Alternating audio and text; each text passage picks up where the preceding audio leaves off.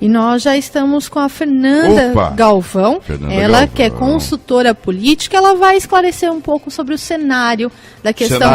Cenário político do Aécio quanto ao julgamento no STF e comentar sobre a pesquisa da Datafolha sobre a questão do ex-presidente Lula quanto aos números nesta última pesquisa de abril. Muito bem, Fernanda Galvão, privilégio tê-la aqui. Que bom. Bom dia, doutor Sanos. Tudo bem? Tudo ótimo. Escuta, Fernanda, dá para fazer um cenário, descrever, pintar um cenário político na atual situação desse país? Eu estou pensando, ontem eu vi umas matérias, umas entrevistas com o Aécio Neves, e é uma cara de pau sem precedentes esse moço, hein? Porque ele falando lá da conversa com o Joesley Batista, eu fiquei assim olhando, eu falei, eu sou tontão.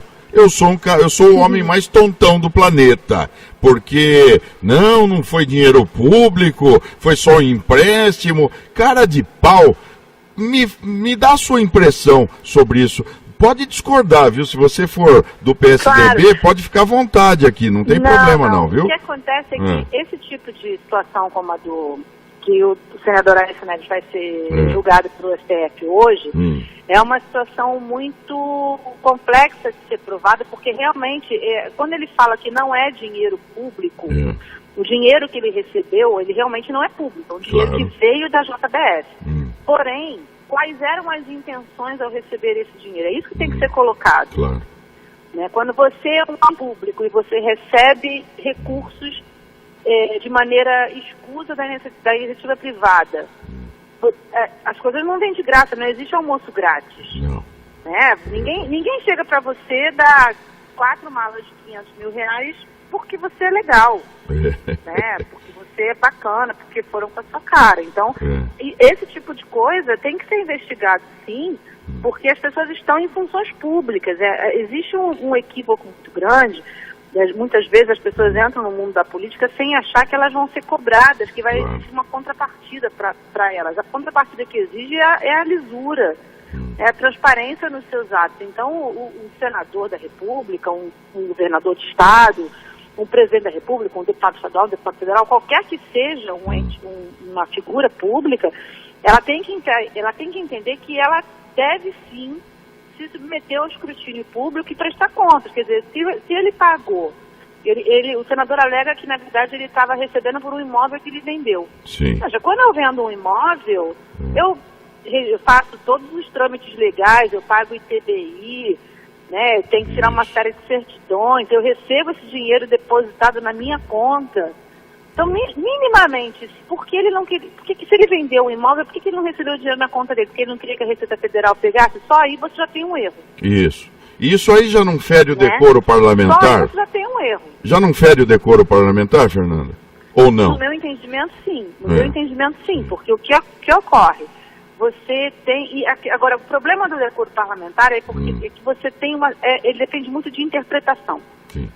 Né? No meu entendimento, se você pega uma gravação de um senador da República dizendo que tem que ser um que a gente manda matar, esse é o tipo de coisa que não se espera de uma figura pública, isso independente de qual vertente você defenda.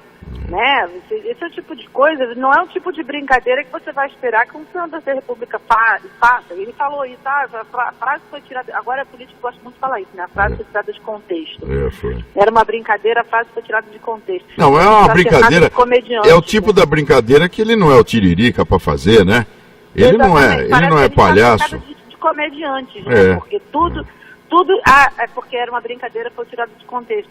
Às vezes às vezes não é, há que se ter cuidado, né? O problema é o Supremo entender a necessidade dessa investigação. Agora, como não é um flagrante, e ele tem foro privilegiado, isso tem que passar pelo Supremo. Claro. E aí é que mora o nó da coisa, né? O que se fala hoje se briga muito pelo fim do foro privilegiado, é que o problema é que o foro privilegiado acabou tomando uma fantasia de ódio à impunidade. Né? Tipo, não, o cara tem foro, então nada vai acontecer com ele. Não é bem assim. O fato de ele ter foro privilegiado significa que quem vai investigar é o Supremo. Claro. O Supremo vai autorizar a investigação. Eu fiz uma aposta aqui que vai dar 4-1 e ele vai ser investigado. Porque ele está na primeira turma, eu dei o voto do Alexandre contra, Fux contra, Weber contra, quem mais? O Marco Aurélio a favor, e tem mais um lá que é o Barroso.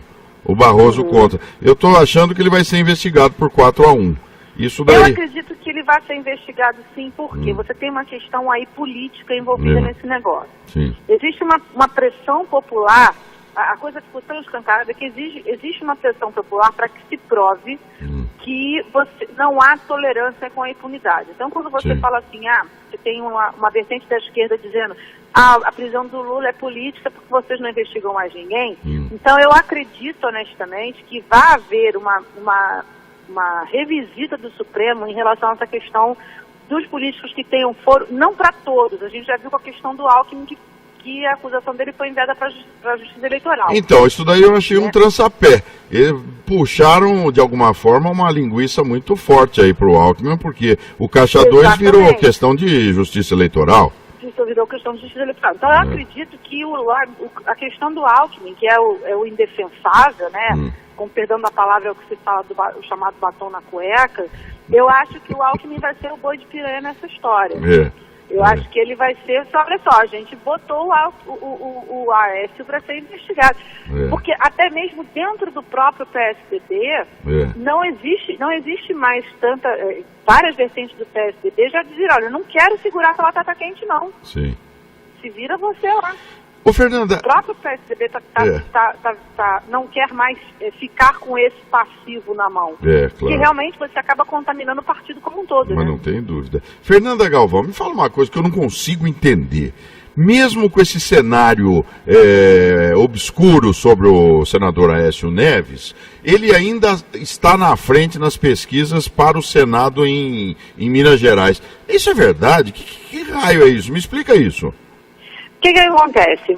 Ele tem um nome forte, ele foi bem avaliado, ele foi um gestor bem avaliado em Minas, então ele conta com isso a favor dele. As pessoas em política, elas acabam se tornando mitos, né? E de um mito você perdoa muita coisa. Sim. É aquela coisa assim, ele fez isso, mas ele fez assim, assim, assim, assado, e esse assim, assim, assado é favorável à minha opinião.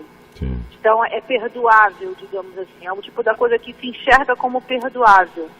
Que não é que seja certo. O certo seria investigar a todos, doesse a quem doesse, né, que todos respondessem pelos seus malfeitos, mas existe uma questão aí em política, que é uma questão emocional muito forte, que acaba embolando esse meio de campo. Então quando você vê que ele ainda está à frente, e outra, quem são seus adversários? Como são vistos seus adversários? Sim. Né? As pessoas não sabem muito bem também o que faz um senador da República. Então, todos esses fatores acabam influenciando. Agora, eu acho que no caso dele pesa particularmente o fato de que ele não foi um gestor ruim, ele não foi um governador que foi mal avaliado enquanto gestor. Então, o rouba mais faz ainda é uma verdade muito forte na cabeça do brasileiro. O brasileiro ainda perdoa. Ele prefere alguém inconscientemente. Se você perguntar diretamente, qualquer pessoa vai dizer que não. Tá? Mas inconscientemente, ele ainda prefere alguém que, mesmo com um ilícito ou outro, faz alguma coisa pela gestão daquele local, do que propriamente alguém que seja ilibado, mas que de repente não tem um histórico para mostrar, ou porque não teve oportunidade, ou porque ainda não chegou nesse patamar, compreende? Então é uma dicotomia muito interessante, quer dizer, você vai ficar com alguém que é bom gestor, mas que é claramente envolvido, acusado de malfeitos, ou você vai preferir dar uma chance ao novo? O novo também apavora um pouco. Né? Quem são os nomes que aparecem contrários a eles? São pessoas mais radicais, são pessoas mais à esquerda, de uma esquerda mais radical, quer dizer, Minas é um estado muito conservador, então tudo isso influencia. Agora, a Dilma parece que vai mudar o domicílio, já mudou o domicílio? Já mudou. Já mudou o domicílio, está em Minas. E ela tem alguma chance, me parece que ela será a opositora ao Aécio Neves para o Senado. Ela tem chance lá? Qual é a sua visão, Fernanda? Olha, eu acredito que sim. Eu acredito que sim. A gente vai observar aí um movimento muito interessante, porque essa dicotomia direita-esquerda, ela é muito pendular, né? Eu não sei como é que ficaria em relação a Minas Gerais, porque Minas é um mercado eleitoral muito conservador. Sim. Não é um estado, por exemplo, que a esquerda tenha um histórico muito forte de vitórias eleitorais, apesar do que vem se desenrolando nos últimos anos. Mas como o Senado esse ano são 2 vagas, eu acredito que ela tem a chance sim. Olha aí, vamos ver o que vai acontecer, hein? Agora, vamos ver como é que vai acontecer, porque é importante lembrar o seguinte: o impeachment dela é uma jabuticaba nossa, porque ela foi impeachmentada, mas não perdeu os direitos políticos. Que foi um absurdo em termos constitucionais, como não acontece, né? Quer dizer, olha agora, Bola, se era para ela sofrer o impeachment, então por que ela não perdeu os direitos políticos? Tem uma coisa errada aí. Tem coisa errada, né? Lewandowski parece que rasgou lá, né? Rasgou a Constituição, né? Nós estamos cheios de jabuticaba políticas. É verdade. Então, agora, me diga uma coisa, você com toda essa sua vivência como jornalista, consultora política, você conhece esses melindres, inclusive, que envolvem todos esses parlamentares aí. Me conta, se nós tivermos aí uma eleição nesse ano, aliás, se nós tivermos não, nós vamos ter uma eleição. São praticamente 16 candidatos, não é? Quer dizer, a média deve dar 3% na média, né? Porque um está com 8, outro está com 1, outro está com... Deve dar uns 3,5% na média, né? Para que lado o eleitor vai tender, na sua opinião? É Bolsonaro? Porque os direitistas estão assim, loucos, né? Eu não pensei que eu tivesse tanto amigo de direita na vida.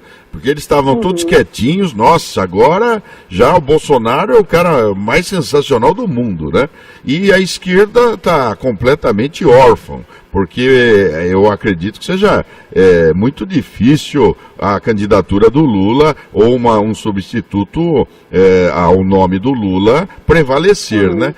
O que nós temos pela frente nesse cenário aí teratológico, hein, minha cara Fernanda? O que acontece? A Datafolha, ela ouviu o público logo em seguida da prisão do Lula.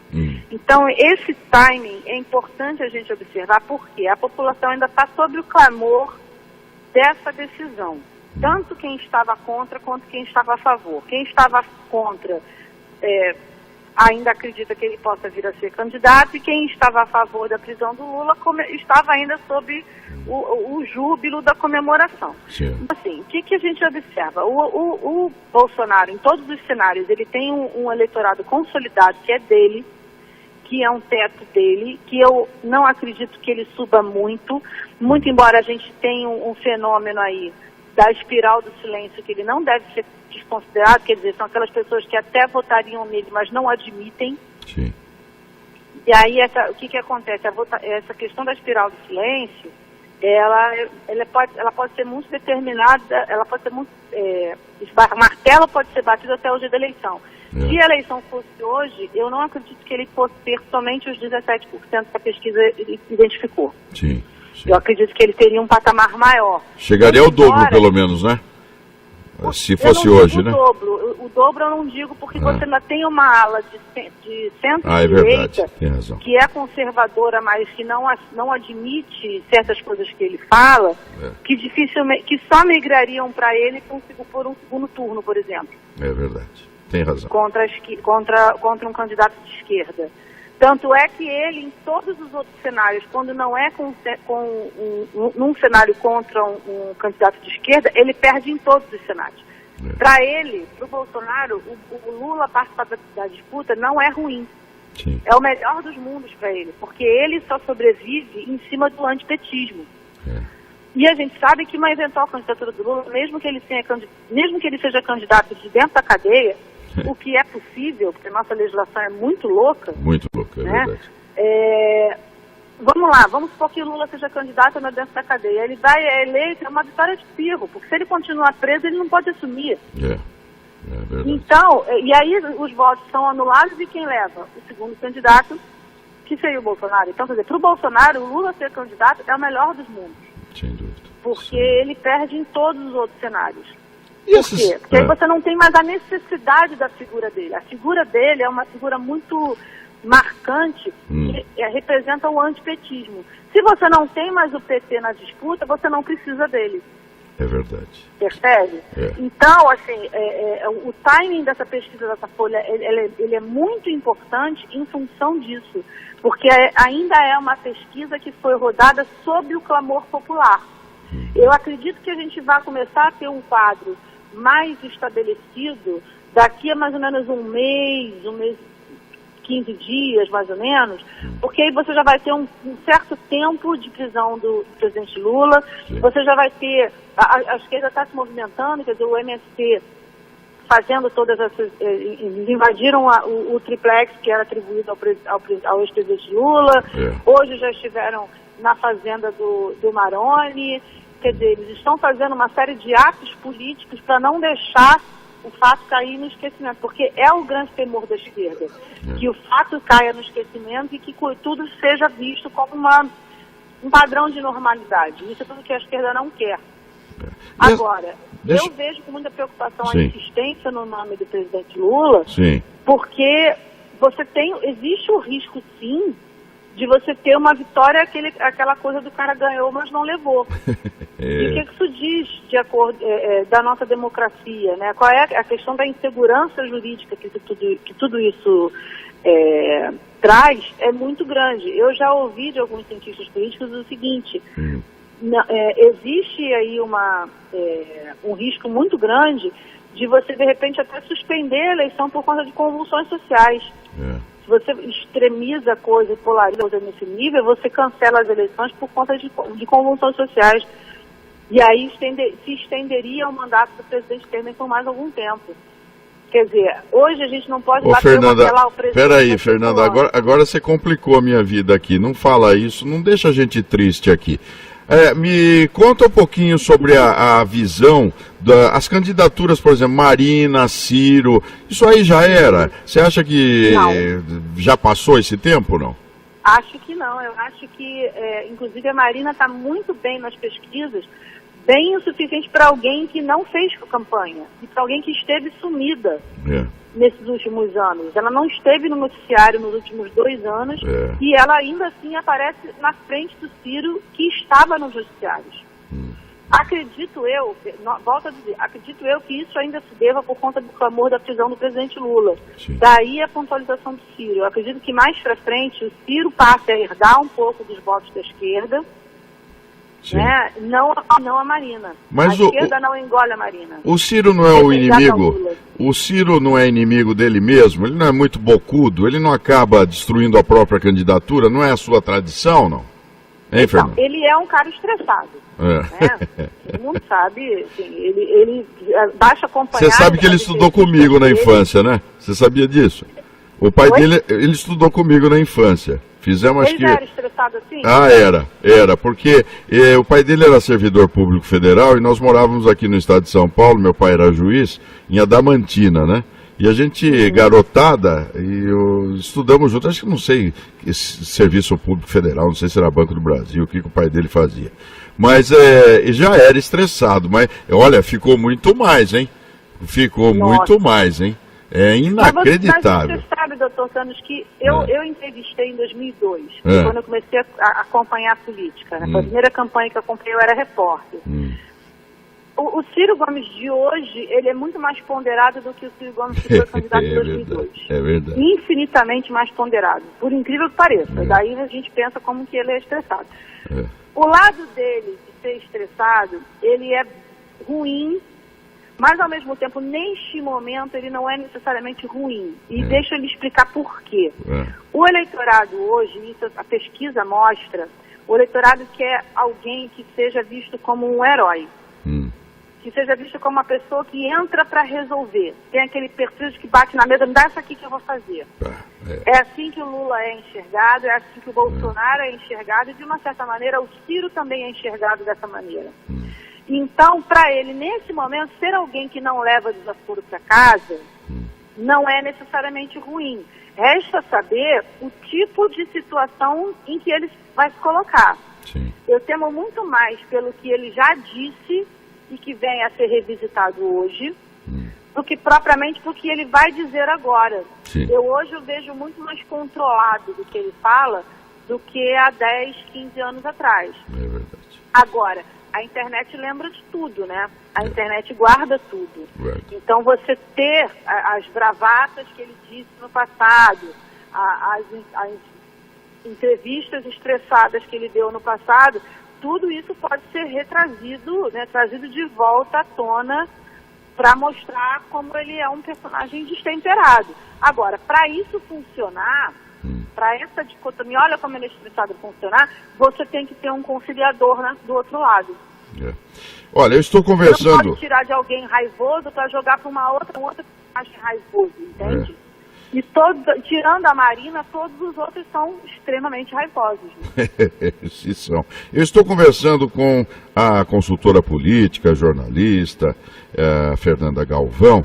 Para mim é uma das experts no assunto mais conceituadas desse país, né? Está direto do Rio de Janeiro, falando com você aqui pela Rádio Brasil, para toda a região metropolitana, para Brasília, Rio Grande do Sul, enfim, na rede católica de rádio é assim, a gente sabe de onde o som sai e não sabe onde chega, né? E essa é a mágica do rádio. Agora, Fernanda, vamos fazer rapidamente, para a gente encerrar nossa deliciosa conversa, um bate-papo, me dá uma visão aí dessa intervenção carioca, porque é tiro para todo lado, estão prendendo arma que é apreendida, armamento, o caso da Marielle, há um ponto de honra aí que tem que ser esclarecido, não tem que ser esclarecido. Me dá uma visão geral do Rio de Janeiro hoje. No Rio de Janeiro hoje, a intervenção federal, ela tem lados bons e lados ruins. Eu acho que o lado bom é que você tem, e a linha de investigação da morte da Marielle está mostrando isso, porque você tem aí uma questão muito ruim, que é a milícia dentro da polícia.